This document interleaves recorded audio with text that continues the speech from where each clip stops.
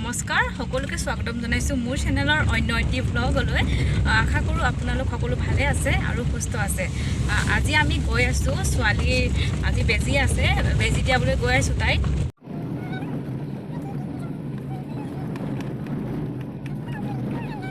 এতিয়া আমি গৈ আছো অলপ পিছত আমি পামগে আৰু এটা কথা কওঁ মানে গাড়ীত গৈ থাকোতে গান গাই গৈ যোৱাৰ এটা অভ্যাস হেতু কাৰ আছে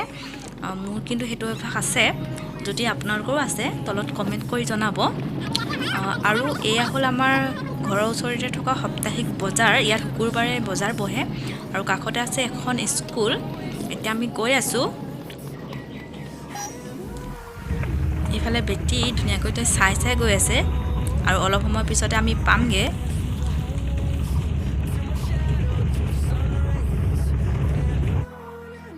এয়া আমাৰ ঘৰৰ ওচৰতে আছে হস্পিটেল আমি এতিয়া পালোহি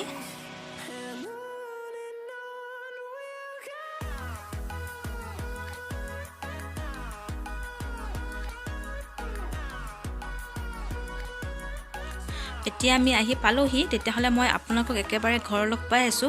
আৰু ইয়াত এতিয়া মই নেদেখাও কাৰণ জানেই তো ন বেজি দিয়াৰ পিছত কি অৱস্থা হয়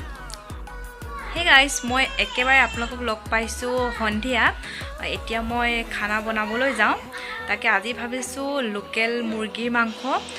নাফুৰ লগত বনাম তাকে আপোনালোককো দেখুৱাও মইনো কেনেকৈ বনাও অথনি হস্পিটেলৰ পৰা আহি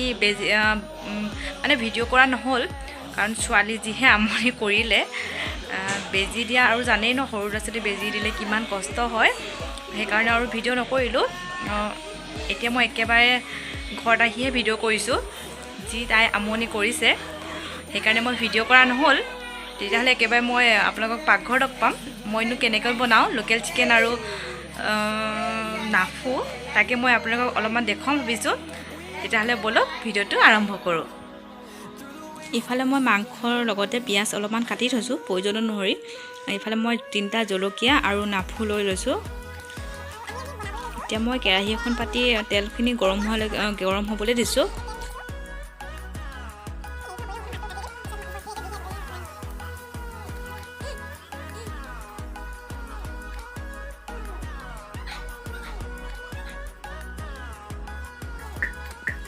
প্ৰথমে মই জিৰা পাঁচফোৰণ অকমান দি ফুটাই লৈছোঁ সেইকেইটা আৰু লগতে মই মাংসখিনি আৰু পিঁয়াজখিনি একেলগতে দি দিছোঁ কাৰণ পিঁয়াজখিনি আগত দি দিলে পিঁয়াজখিনি জ্বলি যাব সেইকাৰণে মই পিঁয়াজে মাংসই একেলগতে দি দিছোঁ আৰু এনেকৈ মই অলপ সময়ৰ কাৰণে ভাজি ল'ম আৰু ইয়াতে মই এতিয়া প্ৰয়োজন অনুসৰি হালধি দি দিছোঁ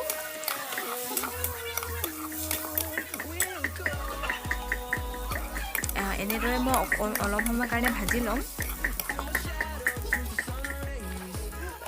এতিয়া অলপ সময় ভজাৰ পিছত মাংসখিনি মই আৰু এবাৰ ধুনীয়াকৈ লৰাই ল'ম এনেদৰে মই মাংসখিনি ধুনীয়াকৈ ভাজি ল'ম যেতিয়ালৈকে মাংসখিনিৰ পৰা তেল ওলাই নাযায় এয়া মোৰ মাংসখিনি ধুনীয়াকৈ ফ্ৰাই হৈ আছে আৰু ইয়াতে মই এতিয়া পিচি লোৱা জলকীয়া কেইটামান আৰু আদা নহৰু খুন্দি লোৱা অকমান দি দিছোঁ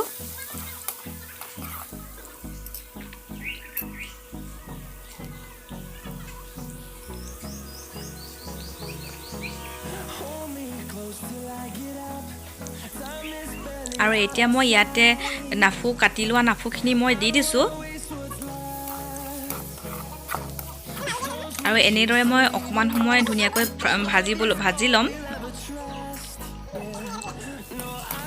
এইখিনি চব নাফুখিনি ধুনীয়াকৈ মোৰ ভাজ খাই গ'ল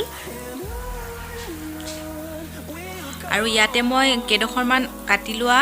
আলু দি দিছোঁ এয়া অসমীয়া আলু হয় কাৰণ অসমীয়া আলু এতিয়া সিজন চলি আছে এনেকৈ অসমীয়া আলু খুব ভাল লাগে মাংসৰ লগত খাই আৰু এয়া মোৰ মাংসখিনি ধুনীয়াকৈ ফ্ৰাই হৈ আছে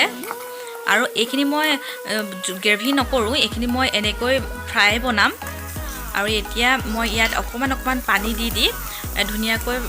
ভাজি ল'ম মাংসখিনি যেতিয়ালৈকে সিজি নাযায় আৰু আলুখিনিও যেতিয়ালৈকে সিজি নাযায়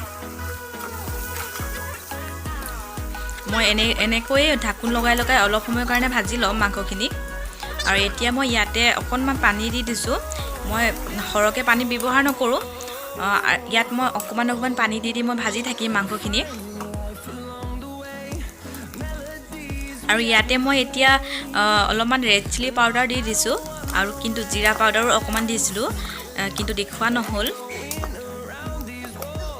আৰু এনেকৈ এতিয়া মোৰ মাংসখিনি ৰেডি হৈ গ'ল এতিয়া মই আৰু অকণ পানী দি এতিয়া ধুনীয়াকৈ ভাজি ল'ম